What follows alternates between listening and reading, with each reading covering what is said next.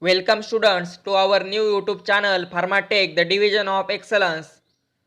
Let's start to our new chapter, that means chapter number 8, diffusion and dissolution. In that we first study what is diffusion, that means definition of diffusion. So the diffusion is the random movement of molecules but has a net direction towards regions of lower concentration in order to reach equilibrium. And simple passive diffusion occurs when small molecules pass through the lipid bilayer of a cell membrane. The facilitated diffusion depends on carrier proteins embedded in the membrane to allow specific substances to pass through that might not be able to diffuse through the cell membrane. Then next we see the first type, that means simple diffusion. The rate of diffusion is directly proportional to the concentration gradient by the Fick's equation dN by dt is equal to P into A into dC by dx, where A is the membrane surface area and P is the permeability constant. P is the constant relating the ease of entry of a molecule into the cell depending on the molecule's size and lipid solubility, and C is the concentration of diffusing molecules expressed in mole per centimeter cube, and X is the thickness or width membrane describes in centimeter, that means unit is centimeter, and T is time in second. When A and P are constants, this equation simply describes a line where dN by dt is a function of dC by dx. If we graph the rate of diffusion as a function of the concentration gradient, we get a simple linear function. Then next we see the second type is facilitated diffusion. Facilitated diffusion involves a limited number of carrier proteins. At low concentrations, molecules pass through the carrier proteins in a way similar to that of simple diffusion.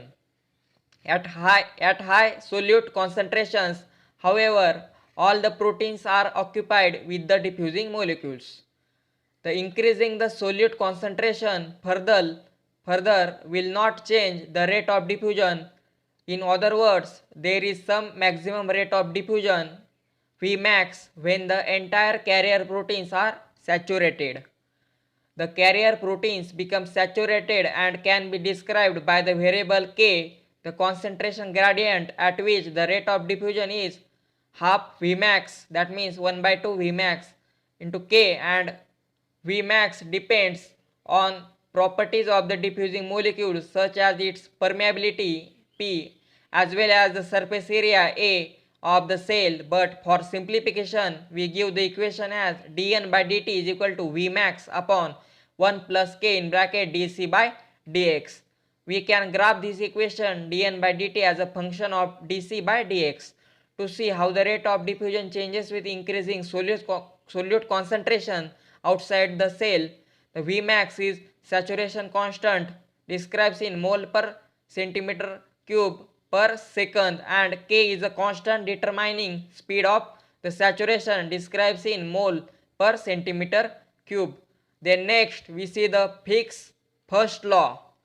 The Fick's first law states J is equal to minus D in bracket C in xt by dx, where J is a flux, D is the diffusion constant for the material that is diffusing in the specific solvent, and D delta C x T by delta x is the concentration gradient.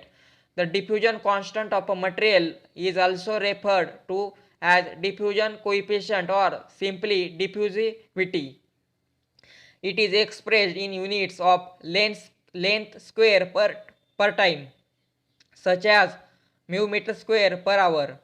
The negative sign of the right side of the equation indicates that the solute molecules are flowing in the direction of lower concentration, where J is the diffusion flux, that means amount of substance per unit area per unit time, mole per meter square per into second.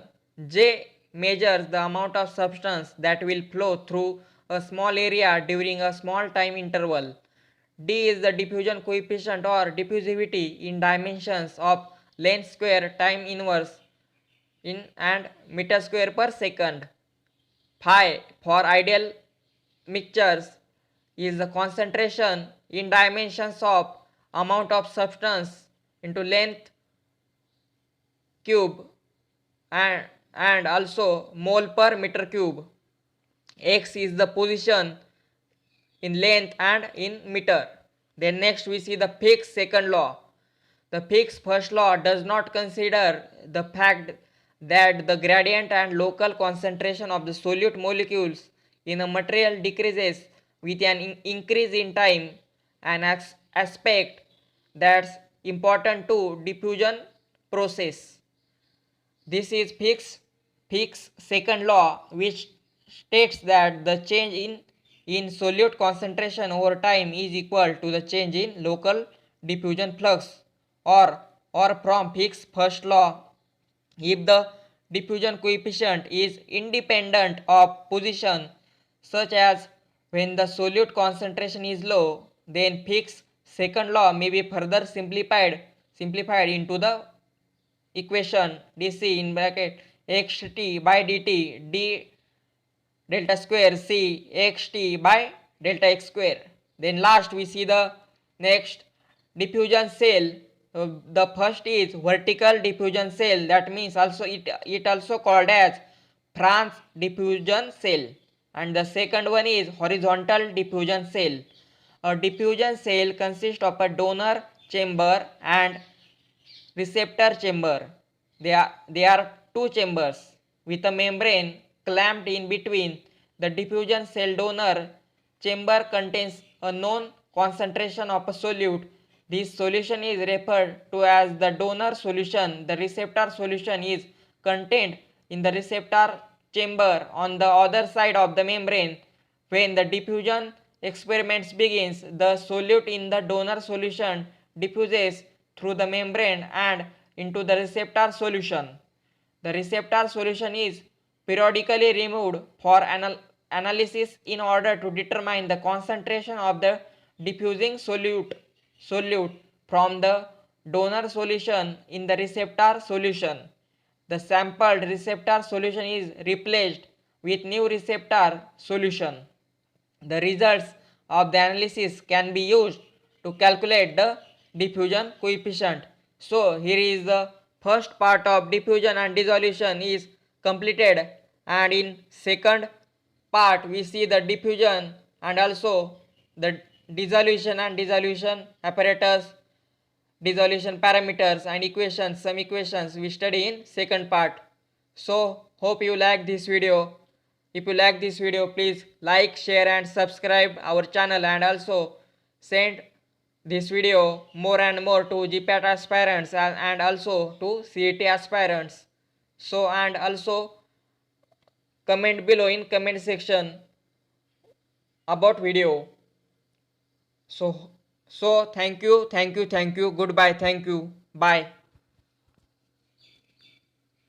Thank you for watching our lecture.